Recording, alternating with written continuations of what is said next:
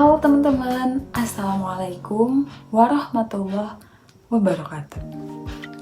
Perkenalkan, nama saya Anida Siti Nur Arupah dari kelas KPI 5A dengan nomor NIM 11940200026.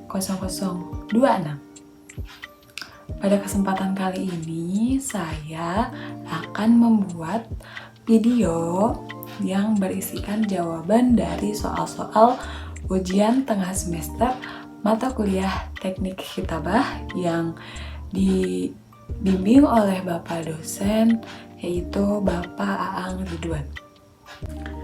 Nah teman-teman, sebelum saya bahas lebih lanjut mengenai ujian tengah semester Teknik Kitabah, terlebih dahulu izinkan saya untuk membacakan soal-soalnya yang ada 3 poin. Yang pertama, apakah esensi etika khatib menurut Imam Al-Ghazali? Yang kedua, apa saja unsur-unsur utama etika dalam proses kegiatan khitbah yang harus dimiliki seorang khatib dan seorang jemaah? Yang ketiga, bagaimana urgensi etika dalam keseluruhan proses kegiatan khitbah? Nah, poin pertama yang akan saya bahas adalah esensi etika khatib menurut Imam Al-Ghazali. Dari poin-poin yang telah saya kumpulkan melalui video yang bertajuk Etika Khatib menurut Imam Al-Ghazali dalam channel YouTube Bapak dosen saya, Bapak Aang, etika khatib menurut Imam Al-Ghazali yaitu seorang khatib harus memiliki kepribadian yang baik sehingga beliau bisa mengontrol emosinya dengan baik. Karena menurut Imam Al-Ghazali, etika yang baik seorang khatib yaitu ketika beliau memiliki jiwa yang tenang dan pikiran yang jernih. Nah, selain itu juga seorang khatib harus senantiasa ingin selalu dekat dengan Allah. Karena dalam etika khatib menurut Imam Al-Ghazali, khatib harus senantiasa berzikir dan berdoa dalam menunggu waktu khutbah.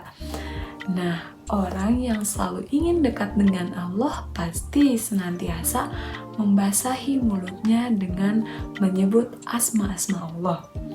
Selain itu, khatib juga harus memiliki kepribadian yang baik dan jiwa yang tegas agar pesan yang tersampaikan kepada mad'u atau kepada jemaah itu dapat tersampaikan dengan baik. Jangan sampai jemaah mengantuk atau misalkan jemaah merasa bosan. Jadi ketika menyampaikan pesan-pesan dakwah, sebaiknya seorang khatib menyapu seluruh ruangan dari ujung ke ujung agar pesan dakwah yang tersampaikan dapat tersampaikan dengan baik. Atau dalam istilah lain harus menjalin eye contact. Jadi harus menyapu dari ujung sampai ujung ruangan yang ada ketika menyampaikan pesan dalam proses khutbah. Nah, yang kedua yang akan kita bahas adalah etika yang utama dalam proses kegiatan khutbah yang harus dimiliki oleh seorang khatib dan seorang jemaah. Nah, seorang khatib dan jemaah senantiasa pergi dari rumah harus dengan niat yang baik.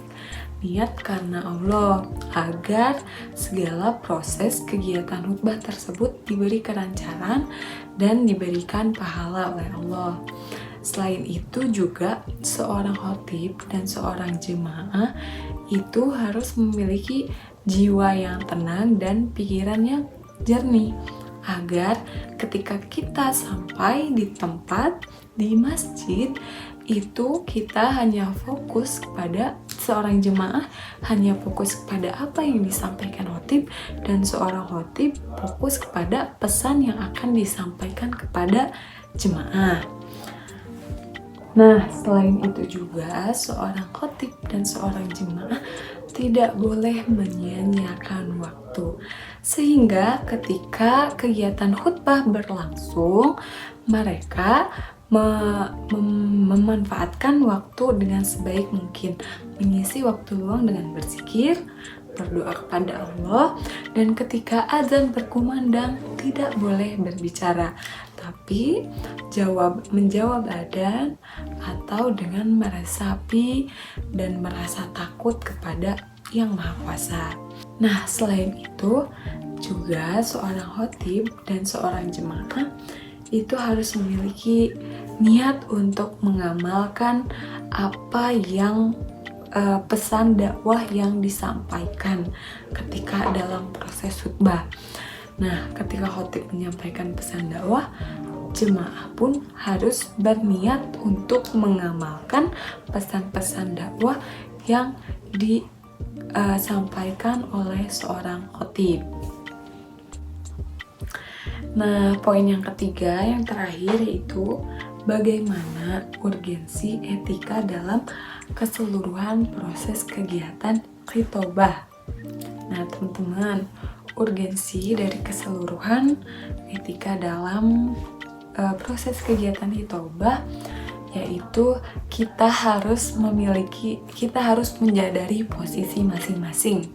Seorang khotib harus senantiasa menyadari dirinya adalah seorang khotib yang akan menyampaikan pesan, sehingga dirinya harus menjaga diri dari hal-hal yang merusak dirinya sebagai khotib, seperti misalkan dengan etika-etika yang buruk, seperti menunjuk ketika khutbah berlangsung, atau menyakiti perasaan orang lain dari pesan yang tersampaikan. Jadi pesan yang terselubung di dalam pesan dakwah itu tidak boleh menyakiti orang lain.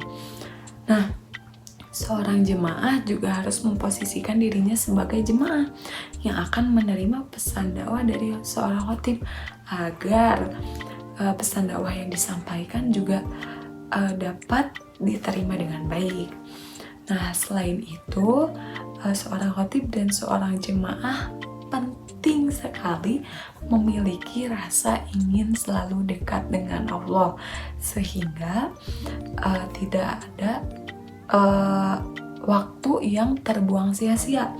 Karena orang yang selalu ingin dekat dengan Allah, pasti mereka selalu menggunakan waktu sebaik mungkin untuk berzikir, berdoa, ataupun dengan membaca seorang khotib, ataupun dengan membaca kembali materi yang akan disampaikan. Nah, jadi ketika seorang khotib dan seorang jemaah memiliki niat yang baik, dapat memposisikan diri atau memiliki keinginan selalu dekat dengan Allah, tidak akan ada lagi jemaah-jemaah yang mengobrol, khotib-khotib yang menyakiti perasaan orang lain dalam menyampaikan dakwah, sehingga pesan dakwah akan tersampaikan dengan baik. Demikian penjelasan dari jawaban soal ujian tengah semester dari mata kuliah teknik kitabah yang dibimbing oleh Bapak Hang Ridwan. Mohon maaf apabila masih banyak kekurangannya. Wassalamualaikum warahmatullahi wabarakatuh. Semoga bermanfaat.